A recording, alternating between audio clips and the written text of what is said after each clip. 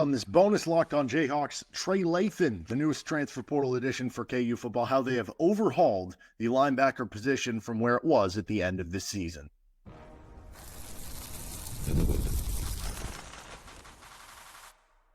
You are Locked On Jayhawks, your daily podcast on the Kansas Jayhawks. Part of the Locked On Podcast Network, your team every day.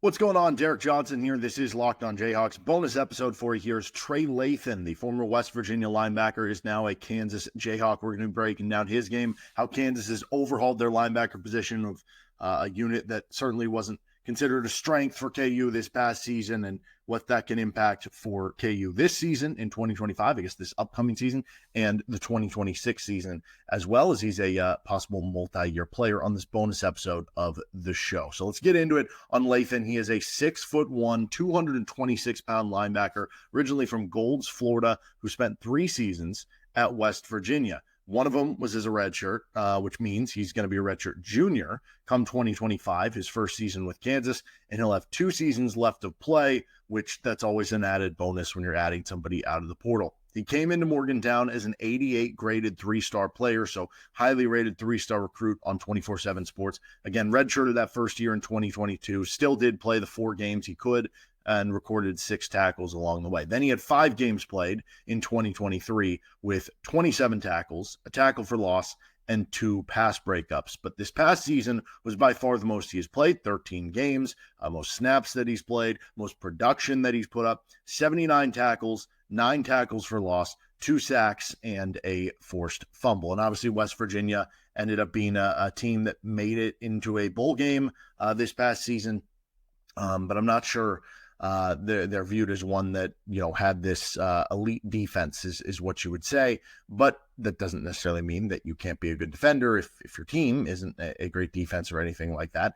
Lathan certainly had a good game in the game against Kansas. That was one of his 2 games this season in which he had 10 tackles. He had 10 tackles against Texas Tech. He had 10 tackles against Kansas. What I find interesting, if you look at the similarities between Texas Tech and Kansas, both those teams have really good running backs that they like to get the ball to.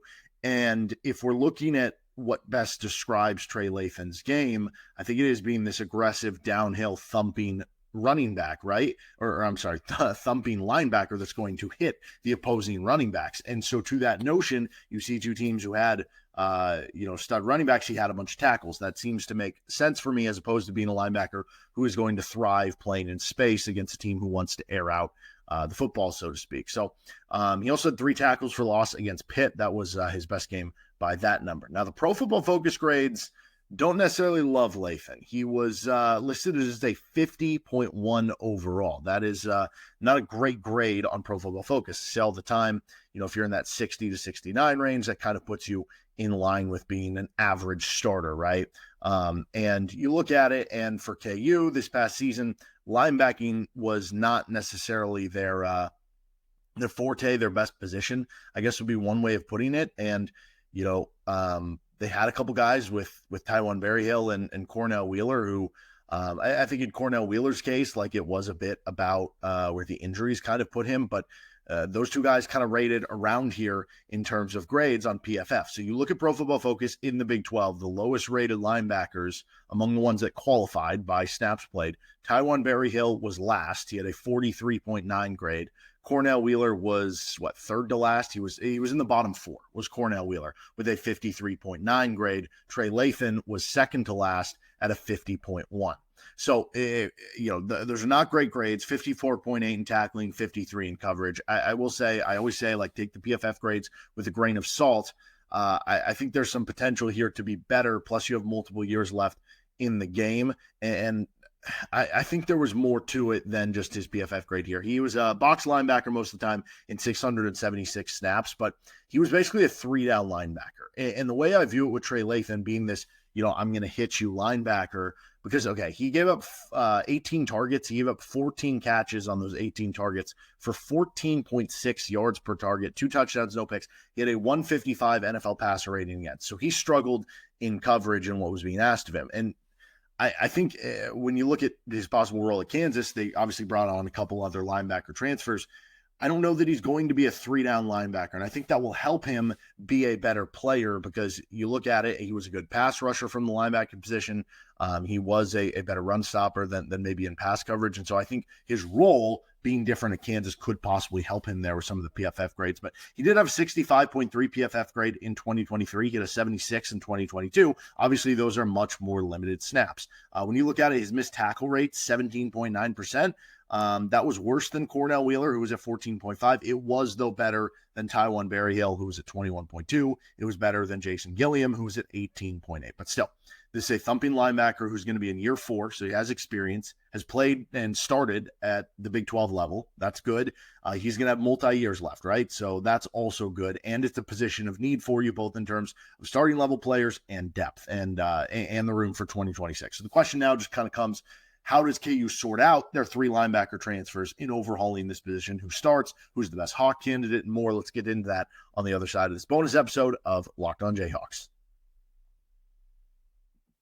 Our episode is brought to you by Game Time. I love going to live events. It can be sports, it can be music, it can be comedy, whatever it is. You can find tickets with Game Time, and it's going to make great memories for you. That is what Game Time is all about. They're in the memory-making business, and with Game Time, they've made it even easier to get tickets for your favorite events with their new feature, Game Time Picks. This feature filters out the fluff to show you only incredible deals on great seats, so you don't have to waste time searching through thousands of tickets. With Game Time Picks, you can find amazing deals and can even see the view from your seat before you buy them. The super deal is particularly impressive. It offers great seats at unbeatable prices, plus the app's all-in pricing shows the total cost up front with no surprise fees at checkout. Take the guesswork out of buying tickets with Game Time. Download the Game Time app, create an account, and use code LOCKEDONCollege for $20 off your first purchase. Terms apply. Again, create an account and redeem code LOCKEDONCollege, LOCKEDONCOLLEGE, for $20 off. Download Game Time today. What time is it? Game time. All right, continuing on. What about the linebacker room now that KU added Trey Lathan into the room? So you also added Bangally Kamara, who was the transfer from South Carolina before that Pitt. You added Joseph Sipp, who was the transfer from Bowling Green. Certainly, if you were looking at like the Pro Football Focus grades, you would say that Sipp and Bangally Kamara have an edge up here on Trey Lathan. Now, if you were looking at, just Power 5 starting experience, you would say Lathan and Kamara would have kind of the edge up on the competition. And even though KU does kind of play 3 linebackers, that third linebacker is kind of the Hawk role, and there's a chance that maybe that ends up going to more of a safety type. Maybe that ends up going to a Jason Gilliam or a John Kamara or a Logan Brantley or something like that. Or maybe those guys are put into more of the traditional linebacker roles, and DK McDonald, because we haven't seen what his defense wants to do, is playing more of a true 4-2-5 defense where that guy is a safety or is a corner, depending on the down and distance against you. So that basically means to me, because even if you were playing a linebacker at that Hawk role, Trey Lathan, I don't think profiles as that. He profiles as one of your more,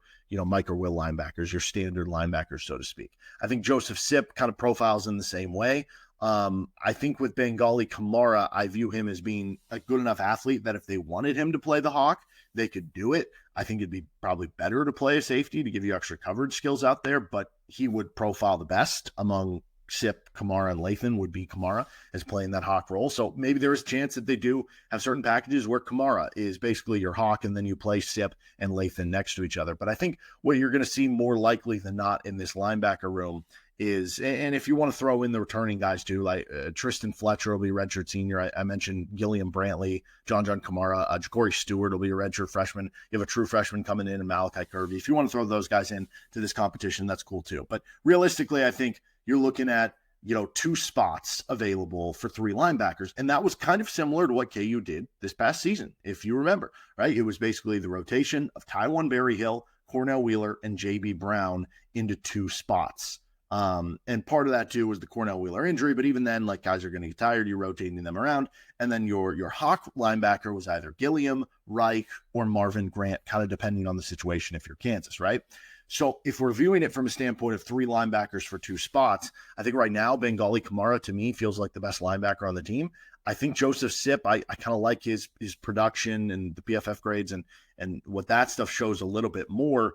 But I think in what we saw, there's a lot of snaps available for the third linebacker rotating between those 2. So realistically, I think all 3 transfer linebackers have a great shot of being in those top 3 spots, which is a complete overhaul to the linebacker position. Now, if you're viewing Lathan, if we go back to the PFF grades that maybe weren't great, but I do think, I do view Lathan as being a better player than some of those PFF grades indicated. I view Lathan as an upgrade to Tywan Berryhill. So if you're viewing him as your third linebacker, I think he's better than what Tywan Berryhill was. So that would be an upgrade for you at the linebacker position. You look at Bangally Kamara, and, is he going to be an upgrade on J.B. Brown? I don't know. That remains to be seen. Like, J.B. Brown was pretty good. I think Bangally Kamara has the potential to be a better overall linebacker in terms of like pass coverage and stuff, but is he going to be as good in run defense and in pass rushing as J.B. Brown? I don't know. That remains to be seen. But like, I think he can at least get close to that level of production. And then if you're looking at the Joseph Sipp compared to Cornell Wheeler, well, if you're comparing him to Cornell Wheeler before the injury he suffered in the middle of the season, like Wheeler was having a great start to the season. Maybe it's not. But if you're looking at the overall body of work, which includes Wheeler having to play through an injury or come back late, you look at those PFF grades again, he finished bottom 4 in the Big 12 in PFF grade, and I expect higher than Joseph Sipp. So I don't know that I view this linebacking core all of a sudden as being like the best in the Big 12, but I actually do view it as overhauled. I do view it as an improved unit from where it was last season because of those 3 transfer portal additions that you added, with the latest being Trey Lathan. Let's finish up here. What is next in the portal and the room in 2026 becomes interesting as well with Trey Lathan. This episode of the show is brought to you by FanDuel Sportsbook. The NFL playoffs are almost here, but it's not too late to get in on the regular season action with FanDuel, America's #1 sportsbook. Because right now, new customers can finish the season strong with $250 in bonus bets if your first $5 bet wins. FanDuel has so many ways for you to pick up a W. I love betting on which player is going to score a touchdown, how many points somebody's going to have in a basketball game. And they also have bets for how many points each team is going to score. You can get alternate spreads. You think somebody's going to get blown out, or you want to put a teaser parlay together, you can do that at FanDuel. Just visit FanDuel.com to join today. That's FanDuel.com for your chance to win $250 in bonus bets. Make every moment more with FanDuel, an official sportsbook partner of the NFL and the Locked On Podcast Network. Finishing things up on this episode of the show, and don't forget to check out our Kansas-Arizona State preview, which we'll have up for you on your Wednesday as well. So does this end the portal shopping for KU? Well, they definitely need a strong defensive end. I look at the roster, and they have a lot of defensive ends. I don't know how many profile to be that. Seems like they're still going for a receiver, which I find interesting because they've already brought a good amount in. You probably use another offensive lineman, but any of those positions could come post spring ball, right? I prefer to get them in now because then you get them in the reps in the system, and that's better. But if your alternative is taking a player that you normally wouldn't take just to take him versus waiting out to spring and hoping a good enough player that you normally would be comfortable offering the scholarship is available, then you have to go with that one among those two. Now, as far as the 2026 room, I think it's very interesting because with Kamara and Sipp, they're both seniors. Jason Gilliam, also a senior. Tristan Fletcher, also a senior. Now, I think Fletcher maybe could get another year back with this JUCO thing, so we'll see how that kind of turns out. But you look at the linebacker room for KU in 2026. The beauty of this Trey Lathan move isn't just that it can help you on the field in 2025. It's that it gives you a head start in 2026, right? So that you're not starting over again, just like you were this offseason, where now you have one less guy to go after. And ideally in 2026, because come 2026, you'll have a redshirt junior Logan Brantley. You'll have a second-year Malachi Curvey. You'll have a third-year Ja'Cory Stewart as a redshirt sophomore, third-year John Kamara as a redshirt sophomore. Ideally, one or two of those guys will be ready to go and be in the starting lineup by that point in time. And then you'd have a second-year Trey Lathan, or fifth-year overall in college football, and then you could fill it with maybe just one transfer, maybe two if you want one for depth or to be your future Trey Lathan who can be here a couple of years, as opposed to having to add 3 guys who are going to be your top 3 linebackers. Like, that would be a much more advantageous position for KU to be in 2026, and I think that's part of the addition of Trey Lathan here. That'll do it for this episode of the show. Again, check out our Kansas-Arizona State preview tomorrow. Check out some of our other content, talking KU football, talking KU basketball on the airwaves here, right here, wherever you get your podcasts or on our YouTube page. See you next time with LOJ.